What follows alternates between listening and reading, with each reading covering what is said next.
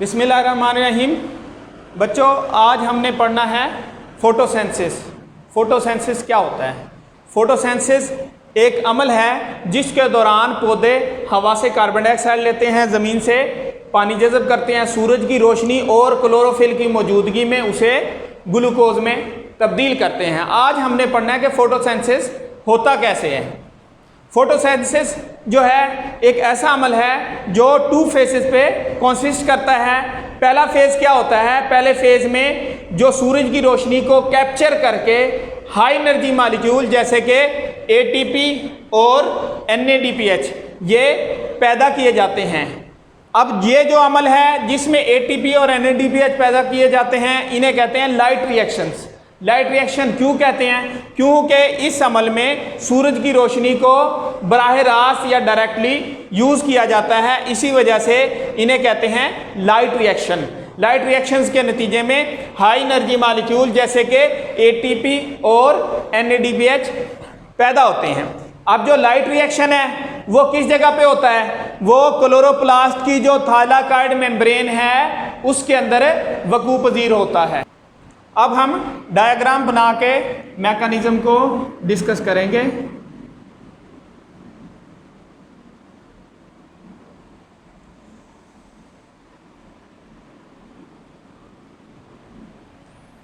ये है जी, इससे हमें फोटोसिंथेसिस के मैकेनिज्म को समझने में मदद मिलेगी। यहाँ से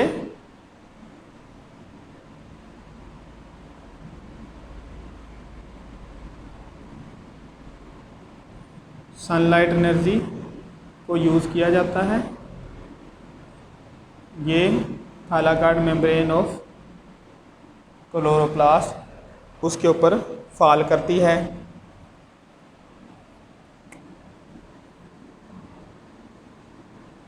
क्योंकि सूरज की रोशनी को डायरेक्टली यूज़ किया जाता है, इसी वजह से इन्हें कहते हैं लाइट रिएक्शन, और ये थाइलाकॉइड मेम्ब्रेन में होते हैं।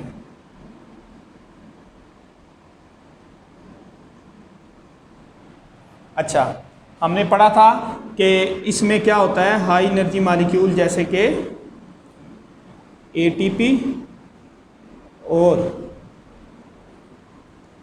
NADPH इस्तेमाल होते हैं, जो कि डार्क रिएक्शंस में एनर्जी सोर्स के तौर पे इस्तेमाल होते हैं।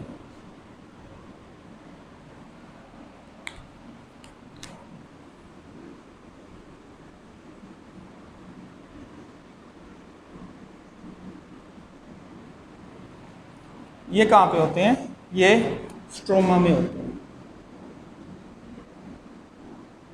अब हाई एनर्जी मॉलिक्यूल्स को, ये है जी complete mechanism of photosynthesis. Short way में बताया हुआ है कि कैसे सूरज की रोशनी को एब्जॉर्ब किया जाता है थाइलाकॉइड मेम्ब्रेन के अंदर, और हाई एनर्जी मॉलिक्यूल जैसे कि एटीपी और NADPH पैदा होते हैं इस अमल में। अब इन्हें लाइट रिएक्शंस क्यों कहते हैं? क्योंकि सूरज की रोशनी डायरेक्टली यूज़ की जाती है। अब जो डार्क रिएक्शन है, इन्हें डार्क रिएक्शंस क्यों कहते हैं? क्योंकि डायरेक्टली ये सूरज की रोशनी को यूज़ नहीं करते, बल्कि हाई एनर्जी मॉलिक्यूल जैसे कि एटीपी और NADPH की एनर्जी यूज़ की जाती है।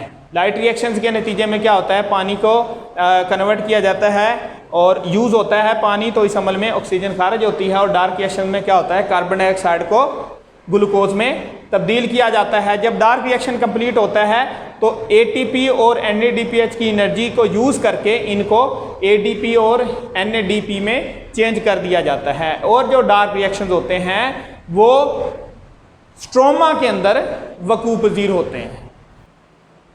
अब हम लाइट और डार्क रिएक्शन को मज़ीद तफसील से पढ़ेंगे। हमने देखा था कि सूरज की रोशनी को यूज़ किया जाता है डायरेक्टली। लाइट रिएक्शन के दौरान थाइलाकॉइड मेम्ब्रेन पर सूरज की रोशनी पड़ती है तो वो उसे एब्जॉर्ब करता है।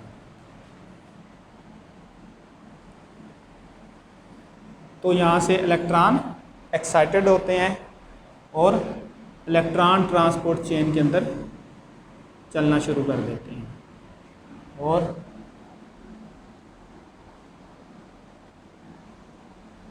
ये दूसरा स्टेप है लाइट रिएक्शन का, जहाँ पे थाइलाकॉइड मेम्ब्रेन है, यहाँ पे वो इलेक्ट्रॉन आते हैं और इलेक्ट्रॉन ट्रांसपोर्ट चेन में चलते हैं। ये डायग्राम बना रहे हैं लाइट और डार्क रिएक्शन की, ताकि कंपैरिजन हो सके और आप लोगों के लिए समझने में आसानी हो।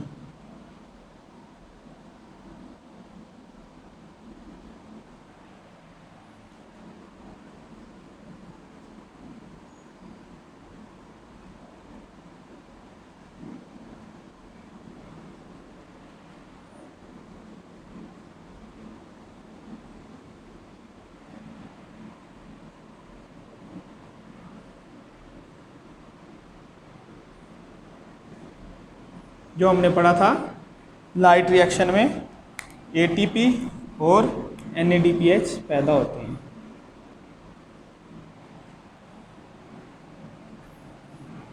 अच्छा, जब यहाँ पे रोशनी पड़ती है तो यहाँ से इलेक्ट्रॉन एक्साइटेड होते हैं, इधर से इधर, इधर से इधर, तो एक फ्लो में चलना शुरू कर देते हैं। फिर इसके अंदर जो पानी के मॉलिक्यूल्स होते हैं उनको तोड़ा जाता है और उनसे इलेक्ट्रॉन हासिल किए जाते हैं।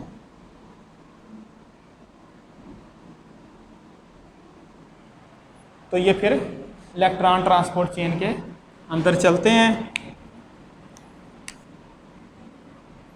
यहाँ NADP है, जो पानी से हाइड्रोजन मॉलिक्यूल हासिल होता है, हाइड्रोजन एटम, तो उसे NADPH में तब्दील किया जाता है। ये जो हैं ATP और NADPH, ये प्रोडक्ट हैं लाइट रिएक्शन के। हमने पढ़ा था अभी मैकेनिज्म ऑफ फोटोसिंथेसिस में, हमने पढ़ा था कि जब लाइट रिएक्शन वकू पजीर होता है तो उसके नतीजे में ATP और NADPH बनते हैं। ये मैकेनिज्म दिखाया हुआ है, इसमें स्टेप्स भी बताए हुए हैं। सबसे पहले क्या होता है कि क्लोरोफिल जो है वो सूरज की रोशनी को जज़ब करता है। जब सूरज की रोशनी एब्जॉर्ब होती है तो यहाँ से इलेक्ट्रॉन एक्साइटेड होते हैं और इलेक्ट्रॉन ट्रांसपोर्ट चेन के अंदर चलना शुरू कर देते हैं। जब इलेक्ट्रॉन ट्रांसपोर्ट चेन के अंदर चलते हैं तो वहाँ पे ATP पैदा करते हैं। फिर जब यहाँ पे इलेक्ट्रॉन्स की डेफिशिएंसी हो जाती है तो इसके अंदर मौजूद वाटर मॉलिक्यूल को तोड़ा जाता है और उससे इलेक्ट्रॉन हासिल किए जाते हैं और क्लोरोफिल मॉलिक्यूल को दे दिए जाते हैं। जब यहाँ पे वो इलेक्ट्रॉन पहुँचते हैं तो यहाँ पे जो पानी टूटा था वो आयंस में तब्दील हो जाता है, वाटर मॉलिक्यूल आयंस में चेंज हो जाता है। अब क्योंकि ये सूरज की रोशनी में टूटा है, इस वजह से ब्रेकडाउन ऑफ वाटर को कहेंगे फोटोलाइसिस, यानी कि सूरज की रोशनी में पानी का टूटना। अब फिर यहाँ पे एंड प्रोडक्ट क्या है कि NADPH, यहाँ पे मौजूद हाइड्रोजन इसके साथ मिलता है और वो NADPH में तब्दील हो जाता है। ये हो गया जी लाइट रिएक्शन। अब हमने फोटोसिंथेसिस का सेकंड फेज पढ़ना है, जिसे कहते हैं डार्क रिएक्शन। डार्क रिएक्शन को सबसे पहले मेल्विन कैनवन साइंटिस्ट इन्होंने डिस्कवर किया था यूनिवर्सिटी ऑफ कैलिफोर्निया में। इसी वजह से इनके नाम से इसे मंसूब किया जाता है और इसे मेल्विन कैल्वन या कैल्वन साइकिल भी कहते हैं। इसमें क्या होता है कि 5 कार्बन कंपाउंड जो है वो कार्बन डाइऑक्साइड के 3 मॉलिक्यूल्स से मिलता है, उसके नतीजे में 6 कार्बन कंपाउंड बनता है आर्जी तौर पर। ये आर्जी तौर पर जो कंपाउंड बनता है वो ATP और NADPH की एनर्जी को यूज करता है, जो कि लाइट रिएक्शन के दौरान पैदा हुए थे। इस एनर्जी को इस्तेमाल करके 3 कार्बन कंपाउंड पैदा किया जाता है। ये जो 3 कार्बन कंपाउंड पैदा होता है, इसके 6 मॉलिक्यूल्स होते हैं।